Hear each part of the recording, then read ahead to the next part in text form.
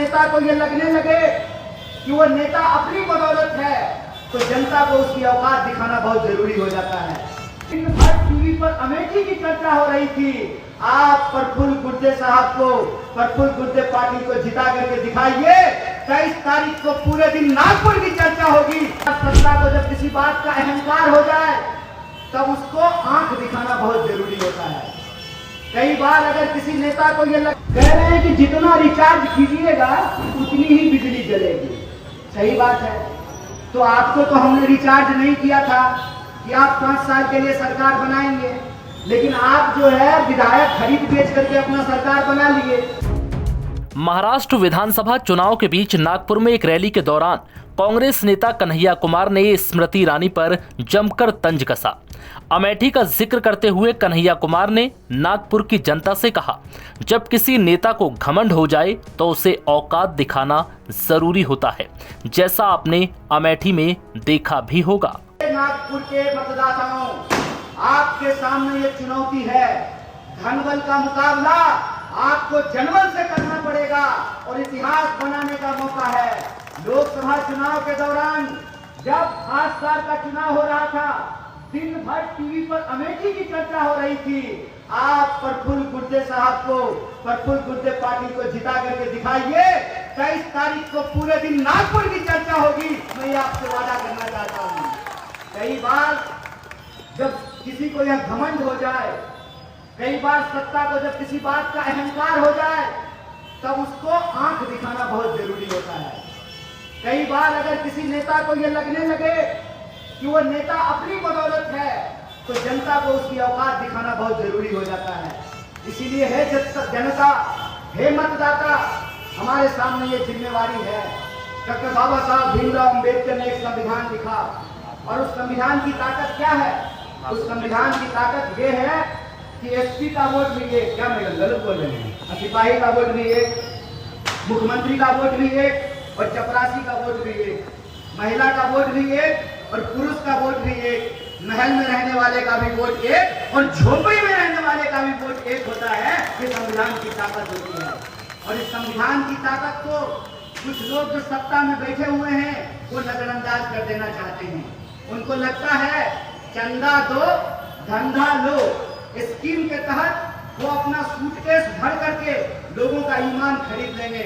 साहब, आप आमदार खरीद सकते हैं, आप खासदार खरीद सकते हैं, लेकिन आप इस देश के नागरिक को नहीं खरीद सकते हैं, आप महाराष्ट्र नहीं खरीद सकते हैं। इसीलिए मैं आप सबसे आग्रह करने के लिए आया हूँ।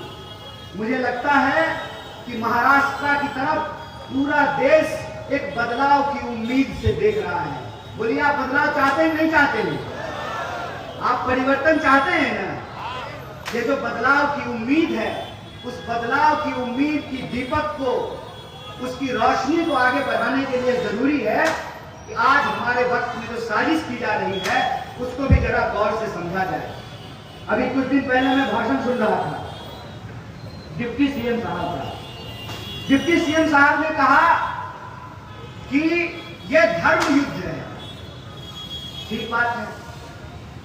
लोकतंत्र को बचाना भी इस देश का नागरिक होने के चलते हमारा धर्म है।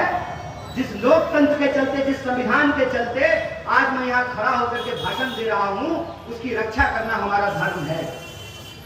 अगर ये धर्म युद्ध है और धर्म को बचाने का सवाल है, जो भी नेता आपके सामने धर्म बचाने का भाषण देता है उससे बस एक बात पूछना है, एक्सक्यूज मी सर, आप धर्म बचाना चाहते हैं, 1 मिनट आपका चाहिए, बस ये बता दीजिए कि धर्म बचाने की इस लड़ाई में आपका बेटा बेटी भी हमारे साथ चलेगा ना? समझे बात को? ऐसा तो नहीं होगा कि धर्म बचाने की जिम्मेवारी हमारी और ऑक्सफोर्ड कैम्ब्रिज में पढ़ने की जिम्मेवारी आपके बाल बच्चों की। अगर धर्म बचाना है तो सब मिलकर के बचाएंगे। ऐसा तो नहीं होगा ना कि हम लोग धर्म बचाएंगे और जो है डिप्टी सीएम साहब की पत्नी जो है वो इंस्टाग्राम पे रील बनाएंगी। ऐसा तो नहीं होगा। सब लोग मिलकर धर्म बचाएंगे। यही बात मैंने भाजपा के एक दोस्त को कहा। हमने कहा कि दोस्त, धर्म बचाना है तो चलो नेताओं के बच्चे भी धर्म बचाएंगे। तो भाजपा का वो जो हमारा दोस्त था वो बोला लेकिन योगी जी और मोदी जी को बेटा बेटी नहीं है। हमने कहा भतीजा है ना, बेटा बेटी नहीं है, भतीजा है ना। जैसा चलेगा ना हमारे साथ धर्म बचाने के लिए। होशियारी कर रहे हो सर, होशियारी अब हम समझने लगे हैं। होशियारी हम इसलिए समझने लगे हैं कि डॉक्टर बाबा साहब भीमराव अम्बेडकर ने कहा ऑर्गेनाइज एजुकेट, ऑर्गेनाइज एजिटेट, संगठित हो, शिक्षित हो, संघर्ष करो। हमने आपका नमक खाया है, आपके टैक्स के पैसे से हमने पढ़ाई की है, आंख खोल करके हमने पीएचडी की है। तो अब हमको ये सियासत समझ में आती है, खेल समझ में आता है। जब खेल समझ में आता है कि उनका बेटा बीसीसीआई में आईपीएल में टीम बना रहा है और हमको कहता है कि ड्रीम 11 पर टीम बनाइए।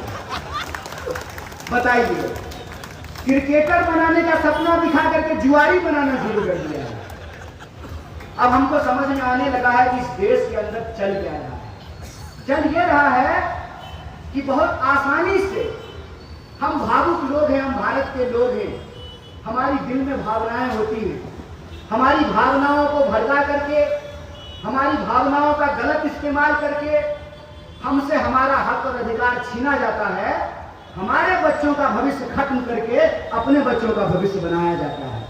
इसीलिए मैं आपसे कुछ मोटा मोटा सवाल पूछता हूं। कहते हैं कि देश की अर्थव्यवस्था दुनिया की तीसरी सबसे बड़ी अर्थव्यवस्था बन गई है। बजाइए ताली, खुशी की बात है।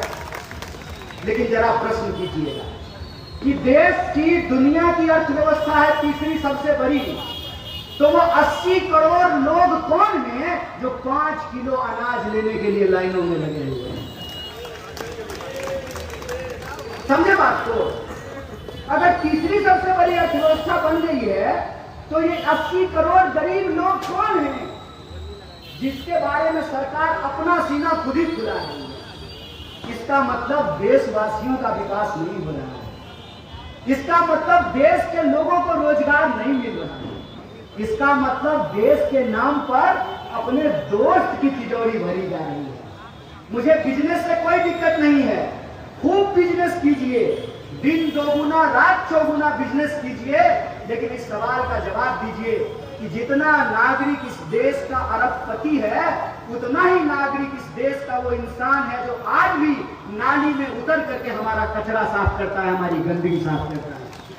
और प्रधानमंत्री कहते हैं ये आध्यात्मिक सुख है।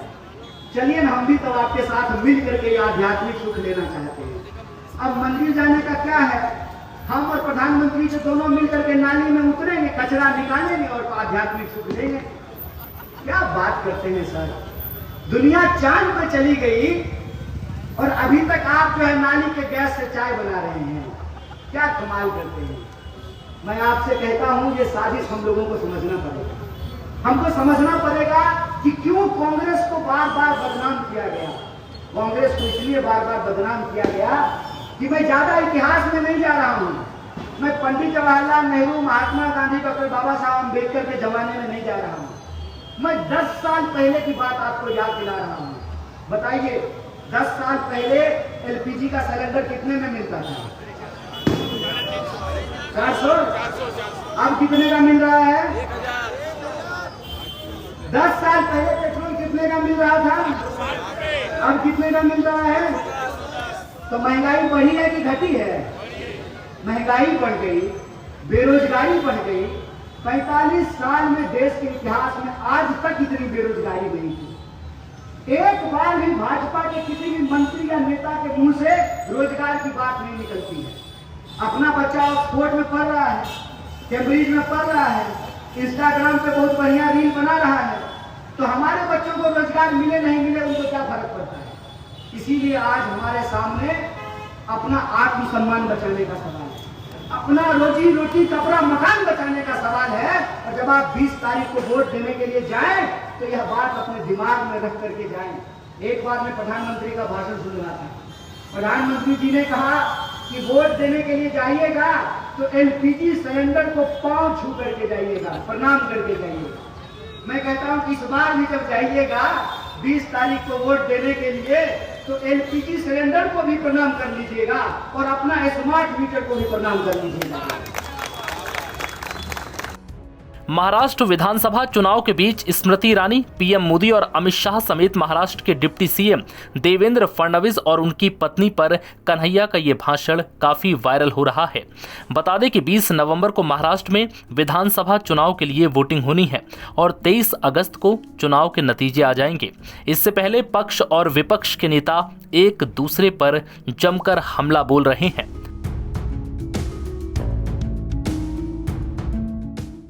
NBT ऑनलाइन की रिपोर्ट।